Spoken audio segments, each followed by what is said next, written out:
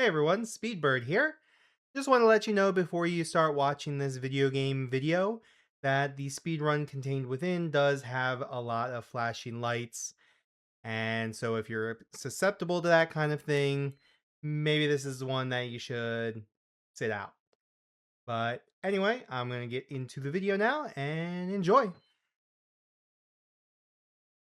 Hello, ladies and gentlemen. Your pilot speaking here today. We will be watching, for your in-flight entertainment, Minecraft in, oops, I need to get out of the way. Minecraft in 20 seconds, explained in 20 minutes by Bismuth. So, I don't know how many of you guys know, but I am really big into speedrunning. I love doing it. I used to do it a lot in the past, but don't do it a lot anymore, but I still keep up with the community.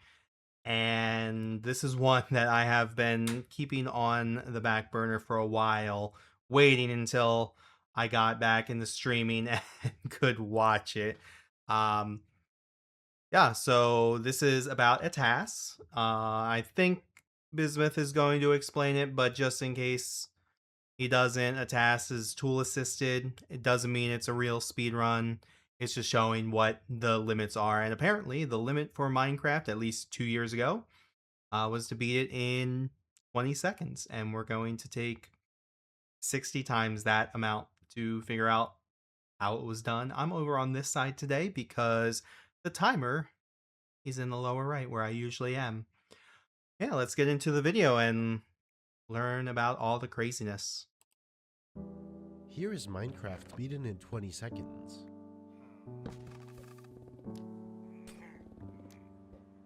That was a lot of flashing there. It may look like absolute chaos right now, but I assure you that by the end of this video, you will understand everything that's going on. Well, we'll see. I know kind of how Minecraft speedruns work. I haven't actually played Minecraft in a long time, but from what I am aware, the Minecraft, like the major Minecraft speedrun, especially 2 years ago, was in a version that was very soon after I stopped playing, and therefore I know most of the stuff that appears in the average run. So I could kind of, in that 20 seconds, follow the main quest of what was happening, the big parts, but obviously the small parts are lost in the extremely erratic movements of a task. Let's start from the beginning. Okay, What is the goal of Minecraft? to win. Despite its primary nature being a 3D sandbox game, Minecraft actually does have some sort of progression, a final boss, and an ending. The goal of Minecraft is to defeat the Ender Dragon, found in the dimension aptly called the End. To do that, You know, I never actually beat the Ender Dragon except while speedrunning. I've never just gone and casually done it. And even then I only did it like once or twice as part of a speedrun. one must typically get rid of end crystals sitting atop tall pillars of obsidian that regenerate the dragon's health, then take it down slowly but surely. And I never Of did course, any players are free to completely ignore this. of the bed strategies. I was just wait for it to, did I even wait? No, it was back, no, I did use beds. It was back in the day when the dragon would lunge at you along the ground. Quest and sink thousands of hours into the game recreating Middle-earth or building a computer that runs Minecraft itself, but the goal of the speedrun is to reach that ending as fast as possible. Now those with a keen eye may have noticed the Ender Dragon was nowhere to be seen in this run. Don't worry, we'll get to that. I didn't notice, This but now that you is a say it, tool-assisted speedrun made by Dylan DC14 of a category called Any% Set Seed. The four main categories in Minecraft are Any% Set Seed Glitchless, Random Seed, and Random Seed Glitchless. Glitchless categories disallow abusing any bug in the game, and while they are more popular among real-time Minecraft runners, they typically result in a slower run time. Here, the ultimate goal is to create the fastest possible speedrun, so glitches were used. Any% simply means to reach the ending. just going to go off on a little bit of a tangent here. I really hate when people are like, oh, glitches make it not a a real speed run. It's like that's why glitchless categories exist. So people like you who don't like glitches, and that's okay. I don't mind if you don't like glitches. But there are people who enjoy watching that.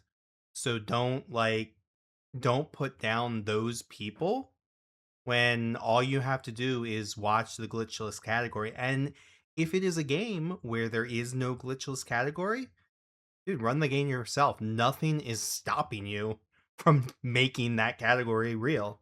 By all means necessary, with any amount of the actual game completed. This is by far the most popular approach, but there's a myriad of other arbitrary goals players can race towards. Set seed refers to the world generation. Here, the two options are set seed and random seed. A core element of Minecraft's identity is that the world is procedurally generated randomly. The random world generation uses a number as a seed. A Uh-huh. specific seed would always return the same world, but change one digit and the result is completely different. Speedruns that use random seeds cannot set this number, so runners are dropped in a completely random. I have seen these mosaics basically of 12 to 20 different seeds, and I have no idea how runners are able to concentrate on all those. I know they're looking for something specific, but then they reset so quickly. It's like, how did they notice? Out of how many do we have here? One, two, three times five, 15 seeds that nothing or that one specific one was good for speedrunning. And I believe the timing for runs starts when you actually make your first move. So it's not like standing there and looking at it is going to make a difference, but they still make that decision really fast. World in every attempt. Luck plays a massive role in random seed speedruns. In set seed, the runner is allowed to replay the same world over and over. This means they can choose a world with favorable conditions, learn where things are, and figure out the fastest route, resulting in a much more optimized run. So what is a tool-assisted speedrun? Hey, it's In short, Mario. instead of a performance like a real-time speedrun, a tool-assisted speedrun, or TAS for short, is a carefully crafted creation. It was still done by a real person, in this case Dylan DC14, but it was made using That tools to slow flashing down is the game and to retry segments if he ever made a mistake. Typically, a task is created on an emulator using save states, memory watch, and frame advance, but this is not actually possible for a modern PC game like Minecraft. that's crazy that they still haven't made a tool to do that. Minecraft is what, almost 15 years old now? And that's just the official release. Instead, mods were used to slow the game down to a fraction of its real speed so that when the video of the run is played back at normal speed, the player looks like they have superhuman speed and reflexes. To replace emulator save states, the game was simply saved and loaded back when Dylan wanted to retry a specific section. For most of the run, he slowed the game down by a factor of 40 to 80. If Okay. you're still confused about what a TAS is, please watch this video. Keep in mind that this speedrun is in no way trying to compete with real-time speedrunners. It's a demonstration of what's possible with perfect Yeah, gameplay. and that was what I was saying Here's the before. basic premise of the path Dylan took to beat the game. The ending is triggered by entering this portal, which appears when the Ender Dragon is defeated. Like I mentioned before, the Ender Dragon is actually skipped in this run. To reach the end, the player must fill in and enter the end portal found in the Stronghold, a unique dungeon found underground in the main world. The portal is completed using Eyes of Ender, a special item created by combining an Ender Pearl with Blaze Powder. An Ender Mhm. Pearl is an item dropped by Endermen, creepy slender enemies that attack you when you look at them, but it can also be found in chests in few rare locations or acquired by trading. Blaze Powder is made by breaking down blaze rods, which drop from. So trading was part of the run at this point because I it definitely was not when I last played Minecraft. There was no bartering with the pig guys that I see now. From a blaze, a fiery enemy found in nether fortresses. To reach a nether fortress, one must build a portal to the nether using blocks of obsidian and light it up with a flint and steel. Obsidian is generated by the collision of water and lava, and it can only be mined using a diamond pickaxe. Luckily, it can be found in small quantities in random chests as well. Same goes for the flint and steel, while it's normally crafted by combining flint, a random drop from digging in. You think Bismuth regrets saying flint and steel? ever since the Minecraft movie. Gravel, and an iron ingot created in a furnace from iron ore. It can also be found in random I don't know what chests. else he would have So, said, in but short, Dylan needs to find a flint and steel, obsidian, and ender pearls in random chests, create a nether portal, find a nether fortress, kill a blaze, collect its rod and break it into powder, combine it with the ender pearl to create eyes of ender, repair the end portal, and defeat the ender dragon, all in 20 seconds. makes Let's sense. dive into it and see how he did it. The first obvious thing is that Dylan spawns directly next to a chest that contains a golden axe with the Silk Touch enchantment, obsidian, and a flint and steel. Let me think. What is Silk Touch going to be used for? Well, he's got the flint and steel, so it's not going to stop him from getting that. Trying to think, what other block would he need for Silk Touch that gold can do? Is it? Oh, is it going to be leaves? Just how lucky is that? Well, this is where the importance of the set seed comes in. Dylan was able to choose a string of numbers that would get him the world with the most favorable conditions to beat the game the fastest. Makes However, sense. the set of specific conditions that he needed for the optimal result was mind-bendingly unlikely. Right next to his spawn is a ruined portal, a naturally generated damaged nether portal that also has a chest containing 4 to 8 items from this list. He needed the chest to contain flint and steel, obsidian, a golden axe, and an item with the Silk Touch enchantment. In this case, the axe itself has the enchantment. To his right is a woodland mansion, a large random structure that's typically generated very far from the starting location, tens of thousands of blocks away. Spawning directly next to one is astronomically rare. The two rooms here are a fake end portal room and a lava room. Those two are among the rarest in the woodland mansion, so them being right there is also incredibly unlikely. Big Once number Dylan there. goes into the nether, he needs to end up near a nether fortress where he can find a blaze. Even better is a blaze spawner. This seed has a blaze spawner only 7 tiles away. Dylan also needs an area where a ghast can spawn and favorable terrain to navigate inside the nether. The stronghold where the end portal can be found needs to be uncharacteristically close. Finally, the spawn point in the end dimension can be underground or exposed. It needed to be exposed for the optimal run. Quick side note. What is that? 1,000 million, billion, trillion, quadrillion, quintillion, 1.8 sextillion. That is a lot. I don't even think there's that many seeds, is there? Throughout this video, watch out for numbered notes in the bottom right corner. You can find a link to additional notes that provide context and clarifications Oh, you mean I in the gotta video open another description. document? In order to get this incredible I don't combination want to of do rare that. occurrences, Dylan ran a script that parsed through about 2 quintillion seeds, and he looked through dozens of the most promising ones manually.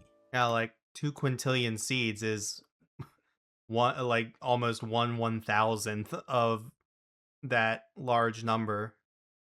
So, you know, This is the single it's crazy best that he seed that found he one. found. It's possible that more solutions exist, but the script Dylan ran looked at over 10% of every possible seed in Minecraft, so this one is at least pretty good. From the chest, Dylan takes out the obsidian, the flint and steel, and the golden axe with Silk Touch. The obsidian and flint and steel will be used to build and light up a nether portal to travel to makes the nether. sense.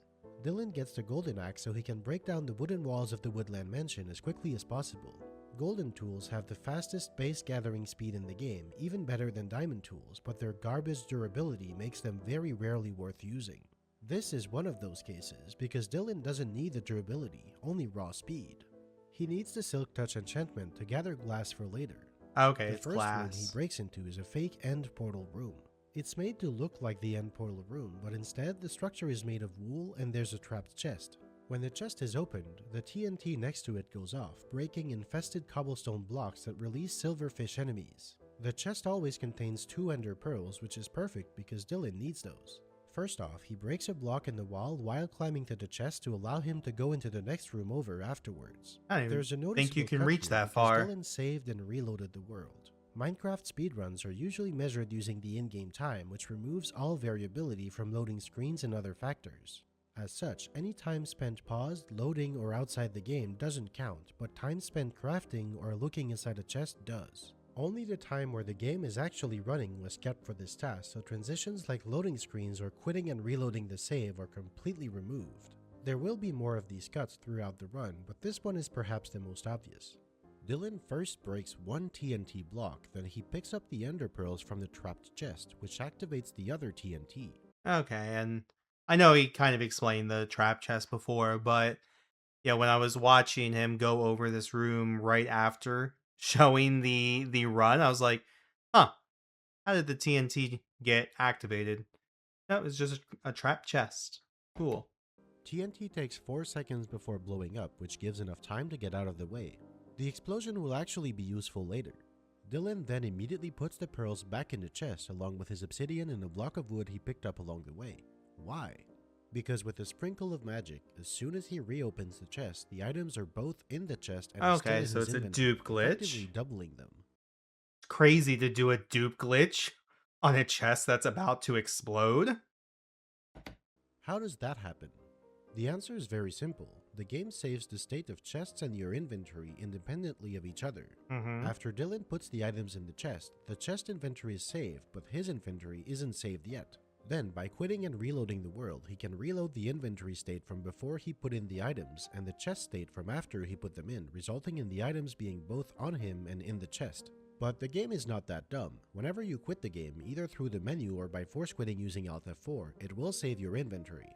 However, if you crash the game by force using the task manager's end task function, it won't get the luxury of saving your inventory before the process is killed. Therefore, you can quit the game and reload the save, and the items will be in both places at once. This is what happened in between the two chest openings. Remember, the run is timed using in-game time, which effectively renders this process instantaneous. This process is done 5 times, so Dylan ends up with 32 of each item. In the middle of it though, he throws an ender pearl into the other room through the hole in the wall he made earlier. Throwing an ender pearl allows the player to teleport. When the ender pearl So all that flashing at the beginning of the run was just him doing the dupe glitch, which makes sense. lands, the player is instantly teleported to its location and they take 2.5 hearts of damage. But it takes some time for the ender pearl to travel, in this case 1/3 of a second. This gives enough time to finish the chest duplication, then make a crafting table for later. When the ender pearl finally lands, Dylan doesn't actually take damage. This is because whenever a player relogs into the game, they benefit from a 3-second invincibility period. This is intended to give players enough time to find their bearings, I believe this was taken out fairly recently, right? but in this task, 3 seconds might as well be 3 minutes. As a result, pretty much all sources of damage won't hurt Dylan in this run. Note that there's a purely visual bug when playing the run at such low speeds where the ender pearl is still visible after landing. Dylan landed in the lava room of the Woodland Mansion. The rarest of all the possible rooms contains a block of diamonds surrounded by lava encased in a glass and obsidian pillar in the center of the room. The obsidian here is helpful because it allows Dylan to build a nether portal using fewer blocks than usual. However, when building the portal, he's limited in how fast he can build it. Regardless of the visual frame rate, Minecraft has a fixed tick rate of 20 game updates per second. This means Dylan can't do more than a single meaningful action, like placing a block or using an item, every 1/20th of a second. As soon as the portal is lit up, Dylan now needs to wait. To be taken into the nether, the player I thought you could um I thought you could place blocks a little bit faster than that. I guess not. As soon as the portal is lit up, Dylan now needs to wait. To be taken into the nether, the player needs to stand in the portal for 4 seconds. If they step out for any length of time, this timer resets. In the meantime, he harvests a block of glass which he'll need to defeat the Ender Dragon in a creative way later. So waiting to be transported to the nether is 1/5, 20% of this entire run. That's crazy. In this run. Blocks of glass can only be obtained in 3 different ways, using sand in a furnace which takes sand, a furnace in 10 seconds, trading emeralds for it with a villager, and harvesting it from this very room using a tool with a silk touch enchantment. Otherwise, it would simply break. Any other form of naturally generated glass in this specific version of Minecraft is a glass pane, not a glass block. This is the reason why spawning near this specific room and finding a tool with silk touch were 2 crucial requirements for this run. Makes As sense. soon as that's done, Dylan gets to work on building a second nether portal, this one against the wall of the fake end portal room. He uses an ender pearl throw to get across from one portal to the other. The game actually doesn't care that you're standing in any specific nether portal. Because the teleportation is instantaneous, Dylan never spends any time outside the portal, so he Okay, can that's travel great. from one to the That's other and keep the 4-second timer active. Now that he's so he abuses the teleportation mechanic to continue his 4-second timer, and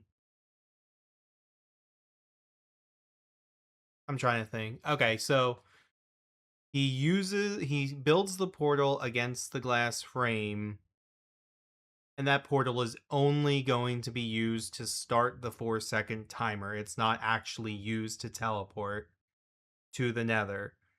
He collects the glass while he's there, and then he teleports across, not restarting the timer because he wants to be at those specific coordinates. Okay, that's wild. Let's continue. against the wall, he can wait a bit. Did you forget about the TNT from earlier? Nope. Well, it just blew up the wall. The chest and the TNT blocks were sitting on a ring of green wool which gets flung in the explosion. This is why Dylan created a second portal here so that he could stand in the path of those wool blocks and catch them. He places the crafting Okay, so it wasn't even the coordinates that mattered, though they end up being close to the blaze spawner anyway, but it was to get these wool blocks. Okay. table and gets to work. First, he makes planks out of his wood blocks so he can craft the rest of the items. Then he makes 2 chests and more crafting tables. Finally, he makes 4 beds with the 12 blocks of wool he just collected, and he reorganizes his inventory while the rest of the 4-second timer plays out. Dylan finally lands in the nether. First order of business is throwing an ender pearl for future. I think he did more in 4 seconds than like most of us do in an entire hour of playing Minecraft. Future teleportation. Second order of business is placing a bed to take a well-deserved nap. Oh yeah, But as that'll soon as work he in the tries nether. to slide under the covers, the bed explodes. This is actually not a bug, it's a feature. If you don't believe me, if you die from a bed explosion, you get the message player was killed by intentional game design. Normally in Minecraft, sleeping in a bed skips the rest of the night until it's daytime again and it sets your spawn point next to the bed. But you can only sleep in a bed in the main world. Instead of making it so you couldn't even place a bed in the nether or in the end, the developers decided to add an Easter egg. Attempting to sleep in a I'm bed in not these sure it dimensions will counts as an Easter egg if it explodes in your face. I think I think there's a different word for that. make the bed explode and set fire to nearby blocks in an explosion even stronger than TNT. Dylan actually places and explodes 3 of his 4 beds in very quick succession. Again, these explosions don't damage him because of the invincibility period, but they move him faster than walking would have. They also affect the Ender Pearl, flinging it away further and faster than a normal throw. The multitasking in this run is crazy. Using it to boost himself further or faster and to send the Ender Pearl flying further. I don't even like, how do you think of that? When this pearl lands, it will transport Dylan close to where the stronghold is in the main world. Now, after a quick reload, Dylan throws a second Ender Pearl while the first one is in motion. Normally there's a 1-second cooldown after throwing a pearl, but this cooldown is reset upon reloading the world. This allows him to throw multiple pearls in quick succession, something that he will abuse for the entirety of the run. This second pearl will land in He says for the entirety of the run, which is halfway over at this point. about a second and a half. He places a chest, throws a pearl just a couple blocks forward to better position himself, and another pearl down below towards the blaze spawner. While this one travels, he uses the chest to duplicate his remaining bed, his second chest, the glass block, and some obsidian. He doubles up the glass and beds to 4 of each, and his pearl lands next to a blaze. Dylan places a bed right next to a blaze and blows it up. He makes sure to punch the blaze first to mark it as being damaged by him. Bed explosions don't count as damage by a player, and a blaze killed by environmental hazards never drops anything. It drops a The amount of optimization to throw an Ender Pearl at the ground to collect the blaze rod faster is I don't even like how do you even think about that? Even going at 1/80th of the speed. blaze rod, which he picks up and immediately doubles using a chest. He also duplicates his glass and beds again. He now has all the ingredients to craft Eyes of Ender and open the portal to the end. At this point, the second Ender Pearl he threw, which I said would land about a second and a half later, finally lands, and he's teleported next to a Ghast, a large random enemy in the Nether. Note that although the world can be generated using a set seed, randomly spawning enemies like blazes and ghasts depend on in-game random number generation, or RNG. This ghast holds the last ingredient to the secret method to kill the dragon quickly, a ghast. But why a gas tier? What are gas tiers used for? I, they're used in potions, right?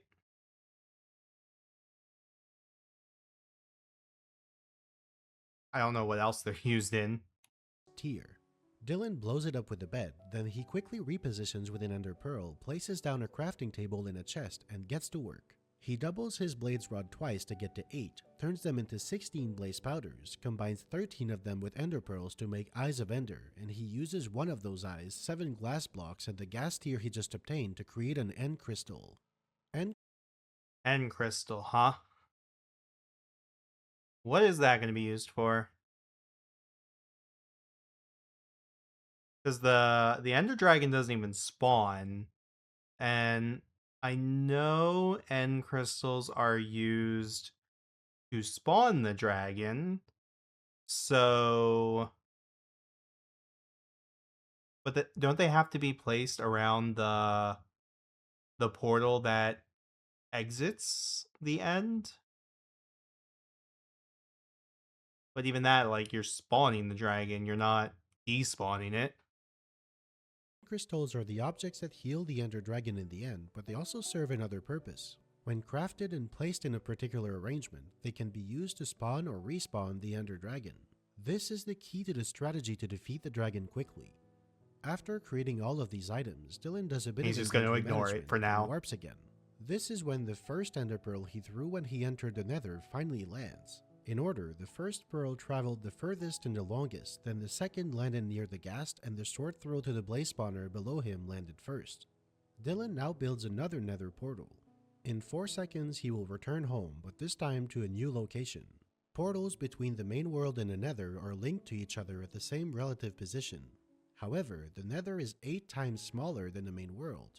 Therefore, portals that link the 2 dimensions are 8 times further apart in the main world than they are in the nether. Yeah, that This makes Ender Pearl sense. throw in the nether netted Dylan a displacement of 1200 tiles in the real world, bringing him all the way to the stronghold where the end portal can be found. After an excruciatingly long wait, Dylan is finally back in the main world. Excruciatingly long, and it's like again 20% of the run. His portal conveniently sits right in the entrance of the end portal room of the stronghold. A quick Ender Pearl throw gets him up the stairs, and he quickly places all 12 Eyes of Ender in the portal, repositioning with a pearl when needed. As soon as the last eye is in its socket, the portal activates, instantly sending him to the end. Immediately upon arriving, Dylan's position isn't quite optimal, so he has to use 2 Ender Pearl throws to reposition. But between these throws, he places down the End Crystal. When entering the end for the first time, it takes 1 second for the Ender Dragon to spawn. However, placing this crystal throws a wrench in the process. The dragon and the exit portal appear at the same time. When an end crystal is placed before they spawn, it finds that there's no exit portal, so it spawns a new one and opens it by default. Then, when the Ender Dragon tries to spawn, it's prevented from doing so because the exit portal is already open. The end result is that the Ender Dragon is banished into the void and simply never appears. Since the exit portal is already open, all Dylan needs to do. That's really interesting. It's like that's something you could just do, right? There's nothing stopping you from getting the crystal, obviously, cuz he did. But like you don't need to do glitches to get it. So you could spawn in the end and just spam your crystal and not have to face the dragon? Okay. Now is to get there. He throws an ender pearl towards the center of the arena and again resorts to the bed explosion technique to boost the speed and distance of his throw, this time using 4 beds. This tosses him off the map and into the infinite void where he can contemplate his existence. Just before As you do, of course. he falls to his death, the ender pearl lands close to the portal. One final quick pearl throw lands him directly into the portal and the game is beaten in 19.9 seconds of in-game time. That's it. That's the fastest possible way to beat Minecraft that we currently have. It requires a 1 in a quintillion seed, perfect RNG, superhuman mouse precision. No, that was not 1 in 1. Well, no. Yeah, the luck was 1 in 2 sextillion, but I don't know. And Anyway, speed and crashing the game a couple dozen times, but it is technically possible. I want to thank Dylan DC14 for making this task, for allowing me to break it down, and for helping ensure this video's accuracy. And now, I will keep my promise. You can watch the run again, but this time, if you focus really hard, you can actually keep track of what's going on. Thank you for watching. okay. I mean, keep track is certainly hard when the menuing takes about 3 frames.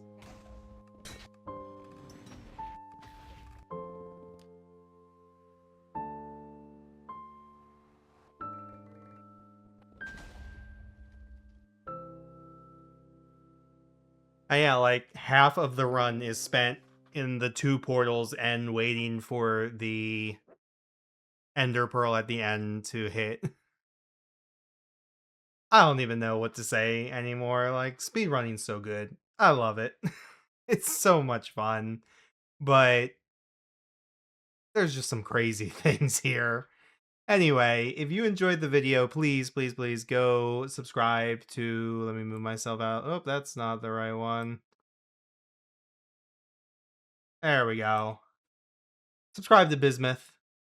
He's a really good creator. He has a lot of videos about speedrunning that I have enjoyed in the past and will continue to enjoy in the future.